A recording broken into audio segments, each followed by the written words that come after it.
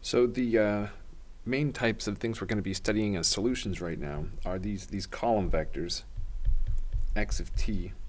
So where we've got x1 of t, x2 of t, etc. as our entries. And so it should come as no surprise to anyone that these things form a vector space. And so we'll call the vector space Vn of I, where I is some interval.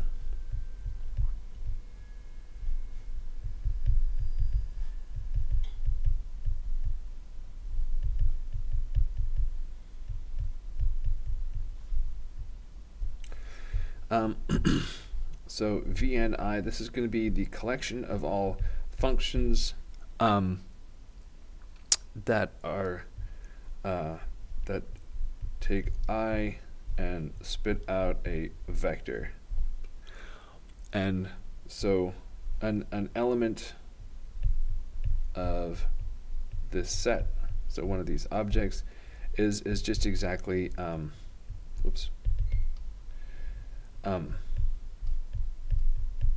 so f of t is going to be exactly one of these things. It'll have a first coordinate and a second coordinate and so on all the way down to an nth coordinate. Okay, so we have these column vector functions. Maybe if I'm being careful, I should make these bold-faced to indicate that we're looking at column vector functions. Okay, so now let's consider the following equations. On the one hand, we're going to have the equation star, which is x prime equals ax. And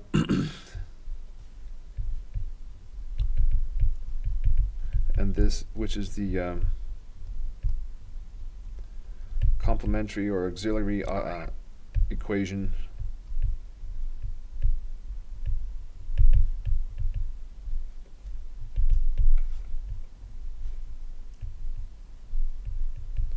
for the one that looks like x prime equals ax plus b. Okay, and again, each of these can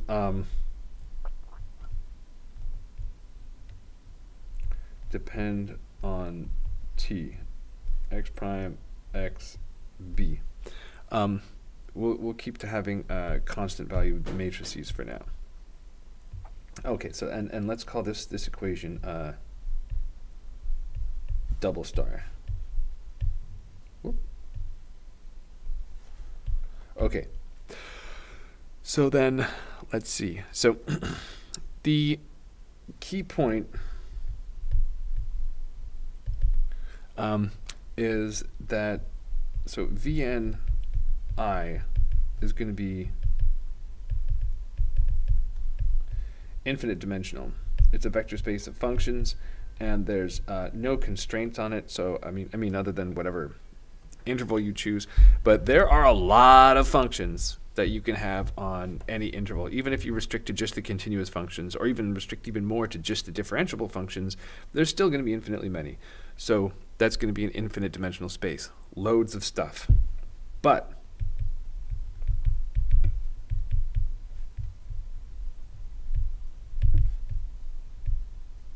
the solution space of this matrix system here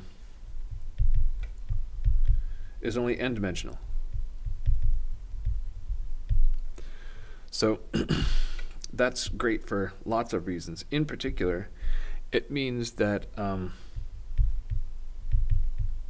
a set of n linearly independent, or maybe I should say a linearly independent set of n solutions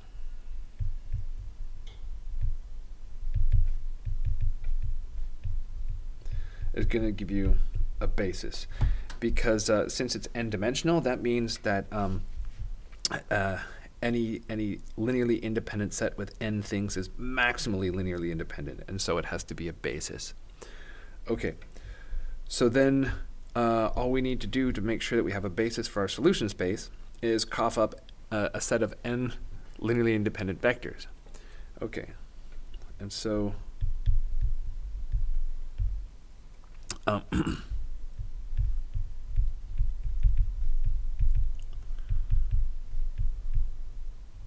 So a basis for the solution space of the homogeneous equation is called a fundamental set.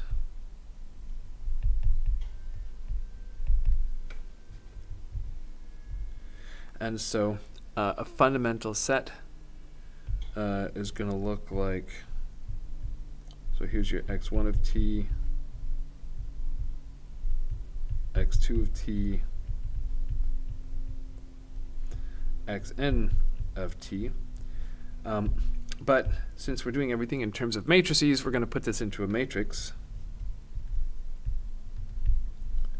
So with a capital X, x of t, so this is going to be the one that we get by writing these things as column vectors, as columns, these vectors as columns in a matrix.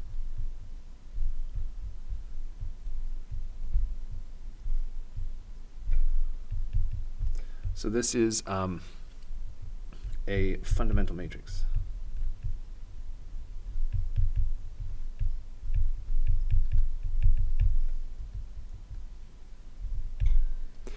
Okay. So how do we check to see whether or not we have a basis? Well, there's a theorem that gives this to us.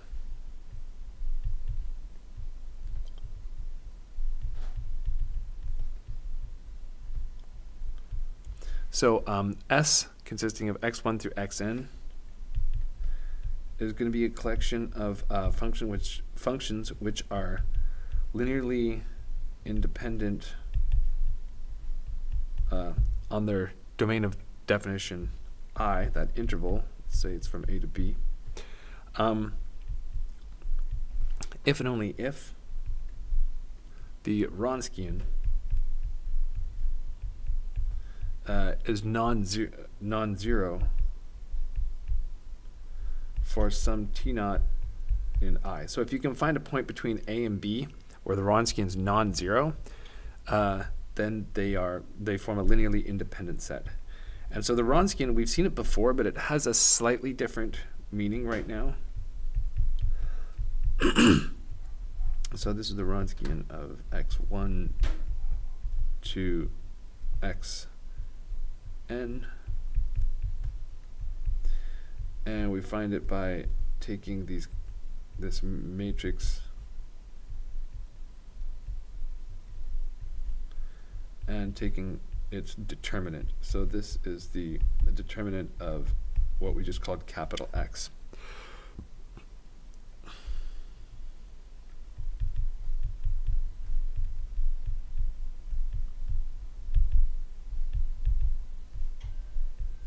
And so I'm going to call this the Wronskian for VNI. We saw the Wronskian before that you obtained by taking U1 and U2 and U3 and then U1 prime and U2 prime and U3 prime and so forth, and then taking the determinant of that.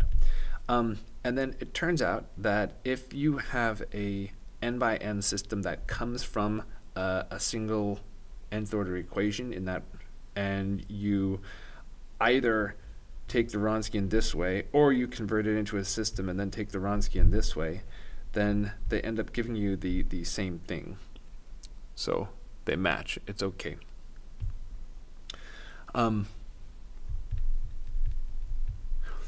And we also have a general expression for the form of a solution to these equations star and double star. So let's see. So let's first look at the homogeneous. So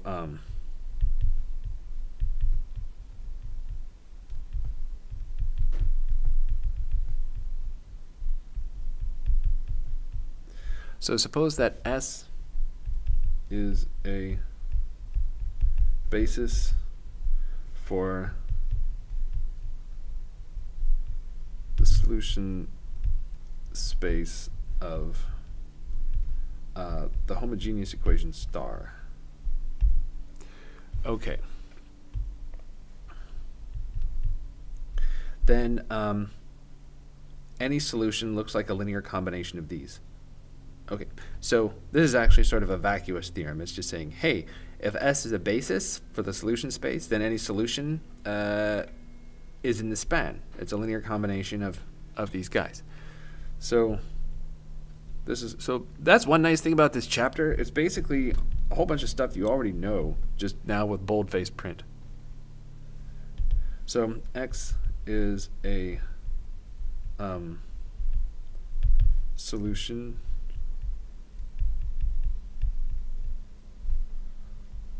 if and only if it can be written in terms of the span.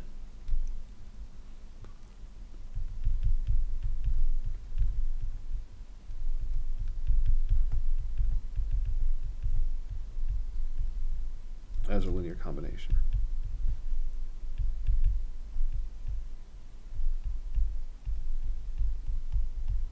For some scalars, CI.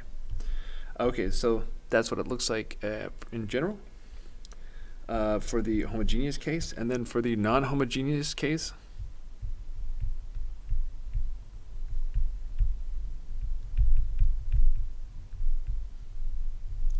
suppose additionally that we have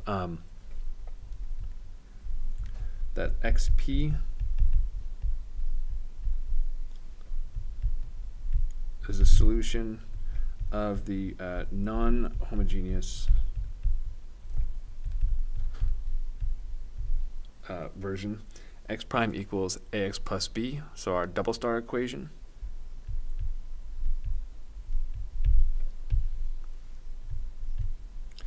Then any other solution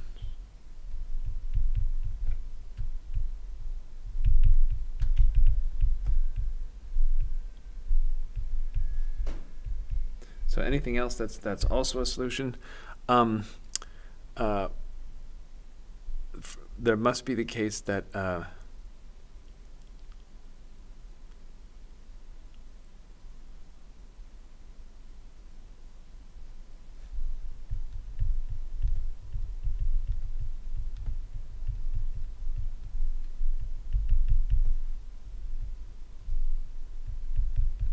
we can write it as a linear combination of guys from the basis. So our homogeneous solution, or our fundamental set, if you want to think of it, plus our particular. Okay, so like I said, same ideas, new notation. And speaking of new notation, notice that this can be rewritten as x times the vector c, plus xp here. So if we look at x times c, so this is